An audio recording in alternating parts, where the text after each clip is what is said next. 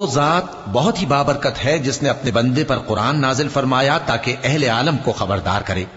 وہی کہ آسمانوں اور زمین کی بادشاہی اسی کی ہے، اور جس نے کسی کو بیٹا نہیں بنایا اور جس کا بادشاہی میں کوئی شریک نہیں، اور جس نے ہر چیز کو پیدا کیا پھر اس کا ایک اندازہ ٹھہرایا، اور لوگوں نے اس کے سوا اور معبود بنا لیے ہیں جو کوئی چیز بھی پیدا نہیں کر سکتے اور خود پیدا کیے گئے ہیں، اور نہ اپنے لیے نقصان کا اور نہ نفع کا کچھ اختیار رکھتے ہیں، اور نہ مرنا ان کے اختیار میں ہے اور نہ جینا اور نہ مر کر اٹھ کھڑے ہونا۔ اور کافر کہتے ہیں کہ یہ قرآن من گھڑت باتیں ہیں جو اس مدعی رسالت نے بنا لی ہیں، اور کچھ دوسرے لوگوں نے اس میں اس کی مدد کی ہے۔ یہ لوگ ایسا کہنے سے ظلم اور جھوٹ پر اتر آئے ہیں،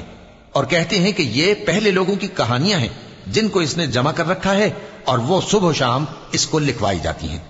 کہہ دو کہ اس کو اس نے اتارا ہے جو آسمانوں اور زمین کی پوشیدہ باتوں کو جانتا ہے، بے شک وہ بخشنے والا ہے، مہربان ہے۔ اور کہتے ہیں یہ کیسا پیغمبر ہے کہ کھانا کھاتا ہے اور بازاروں میں چلتا پھرتا ہے، اس پر کوئی فرشتہ کیوں نازل نہیں کیا گیا کہ اس کے ساتھ خبردار کرنے کو رہتا، یا اس کی طرف آسمان سے خزانہ اتارا جاتا، یا اس کا کوئی باغ ہوتا کہ اس میں سے کھایا کرتا۔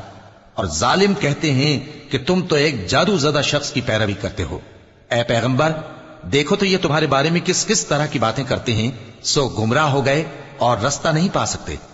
وہ اللہ